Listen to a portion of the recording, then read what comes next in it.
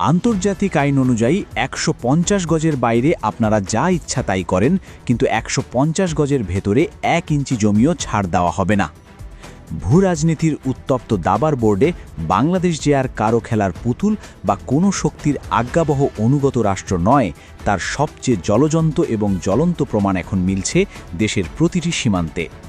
দক্ষিণ এশিয়ার ভূরাজনৈতিক সমীকরণে এখন এক অভাবনীয় ঐতিহাসিক এবং সুদূরপ্রসারী পরিবর্তন ঘটতে শুরু করেছে। একটা সময় ছিল যখন বাংলাদেশ ভারত সীমান্তে ভারতীয় সীমান্তরক্ষী বাহিনী বা বিএসএফ আন্তর্জাতিক আইন লঙ্ঘন করে যা খুশি তাই করার দুঃসাহস দেখাত, আর বাংলাদেশের সীমান্তরক্ষীরা কেবল রাজনৈতিক দুর্বলতার কারণে কেবল নীরব দর্শকের ভূমিকা পালন করতে বাধ্য হতো। কিন্তু সেই পরাধীন মানসিকতার দিন এখন পুরোপুরি অতীত। বাংলাদেশের বর্ডার গার্ড বা বিজিবি এখন যে মারমুখী রূপে, তীব্র দেশপ্রেমে এবং যে অপ্রতিরোধ্য সামরিক রণকৌশলে আবির্ভূত হয়েছে, তা দেখে খোদ দিল্লির সাউথ ব্লকের নীতি নির্ধারক ও কর্তাবাবুদেরও রাতের ঘুম হারাম হয়ে গেছে। ভারত সীমান্তে বারে বারে উস্কানি দিচ্ছে, আর প্রতিবারই বিজিবির কড়া জবাব এবং ইস্পাত কঠিন প্রতিরোধের মুখে লেজ গুটিয়ে চরম অপমান নিয়ে ওপারে পালাতে বাধ্য হচ্ছে বিএসএফ। সর্বশেষ গত বৃহস্পতিবার লালমনিরহাটের পাটগ্রাম সীমান্তে এমন এক শ্বাসরুদ্ধকর, রুদ্ধশ্বাস এবং চরম উত্তেজনাকর পরিস্থিতি সৃষ্টি হয়েছিল, যা নিয়ে বর্তমানে দেশি বিদেশি সামরিক এবং রাজনৈতিক অঙ্গনে রীতিমতো তোলপাড় চলছে।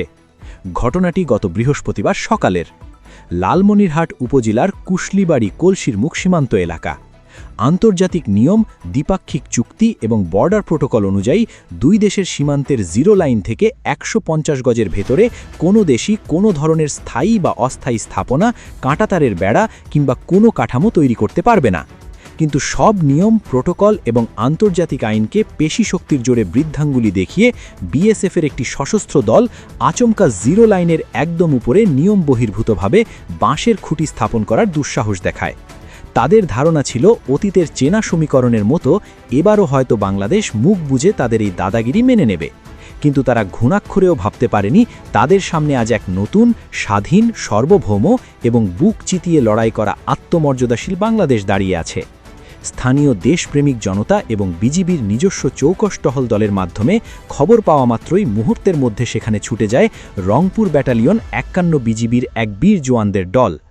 ঘটনাস্থলে পৌঁছেই কোনো প্রকার আপোষ না করে চরম মারমুখী এবং কঠোর অবস্থান নেন বিজিবি জওয়ানরা।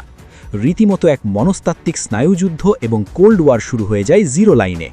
বিজিবির পক্ষ থেকে সরাসরি বিএসএফের চোখে চোখ রেখে কড়া হুঙ্কার দিয়ে জানিয়ে দেওয়া হয়, সীমান্তের ওপারে আপনাদের যা ইচ্ছা তাই করুন, কিন্তু জিরো লাইন পেরিয়ে ভেতরে ১ ইঞ্চিও ঢোকার চেষ্টা করলে তার পরিণতি কোনোভাবেই ভালো হবে না। বিজিবির এমন অপ্রত্যাশিত, বজ্রকঠিন এবং সাহসী প্রতিরোধের মুখে আক্ষরিক অর্থেই হার মানতে বাধ্য হয় বিএসএফ। কোনো উপায় না দেখে এবং পরিস্থিতি সম্পূর্ণ নিয়ন্ত্রণের বাইরে চলে যাওয়ার ভয়ে অবশেষে নিজেদের পোতা অবৈধ বাঁশের খুঁটি তুলে নিয়ে নিজেদের ক্যাম্পের দিকে পিছু হটতে বাধ্য হয় ভারতীয় বাহিনী। কিন্তু ওপেন সোর্স ইন্টেলিজেন্স বা ওসিন্ট এবং সামরিক বিশ্লেষকদের মনে এখানেই একটি বিশাল ভূরাজনৈতিক প্রশ্ন থেকে যায়।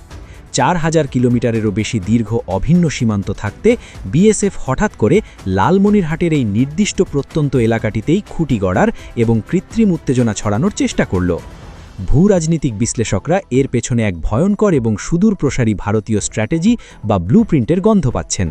যে এলাকায় এই ঘটনাটি ঘটেছে সেখান থেকে মাত্র কয়েক কিলোমিটার দূরেই অবস্থিত বাংলাদেশের অন্যতম সংবেদনশীল, কৌশলগত এবং সামরিক দিক থেকে অত্যন্ত গুরুত্বপূর্ণ লালমনিরহাট বিমান ঘাঁটি। দ্বিতীয় বিশ্বযুদ্ধের সময়কার এই বিশাল এবং ঐতিহাসিক বিমান ঘাঁটিতে বর্তমানে জোরালোভাবে আধুনিকায়ন, সংস্কার এবং কৌশলগত উন্নয়নের কাজ চলছে। আর এই লালমনিরহাট বিমান ঘাঁটি হল বর্তমানে ভারতের সামরিক এস্টাবলিশমেন্টের সবচেয়ে বড় আতঙ্ক ও মাথা ব্যথার নাম। কারণ ভৌগোলিক সমীকরণে এটি ভারতের তথাকথিত চিকেন স্নেক বা শিলিগুড়ি করিডরের একেবারে নাকের ডগায় অবস্থিত।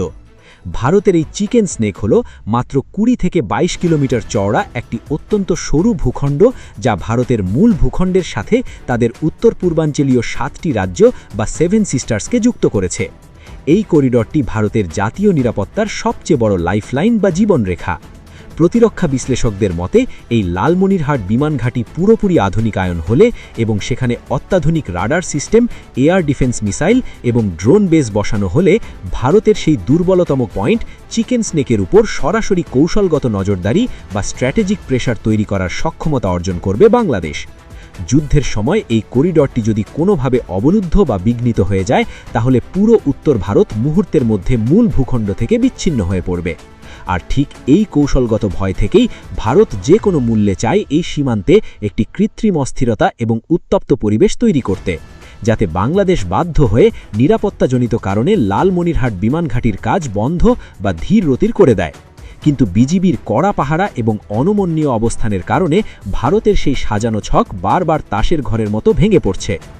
আজকের এই বীরত্বপূর্ণ বিজিবিকে দেখে দেশের সাধারণ মানুষের মনে 2001-2002 সালের সেই সোনালী অতীত বারবার ফিরে আসছে, যখন বাংলাদেশ রাইফেলস বা বিডিআরের নাম শুনলেই ভারতীয় বাহিনীর বুকে কাঁপন ধরত, যখন পাদুয়া ও রৌমারী সীমান্তে আগ্রাসী শক্তি চরম শিক্ষা পেয়েছিল।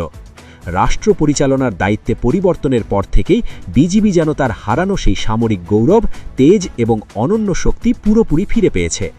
বিগত 15 বছরে সীমান্তে যখন পাখির মতো গুলি করে নিরীহ বাংলাদেশি নাগরিকদের হত্যা করা হচ্ছিল, তখন রাজনৈতিক চাটুকারিতার কারণে বিজিবিকে নীরব থাকতে বাধ্য করা হয়েছিল।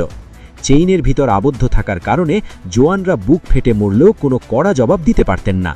কিন্তু আজ পরিস্থিতি সম্পূর্ণ ভিন্ন, সম্পূর্ণ স্বাধীন।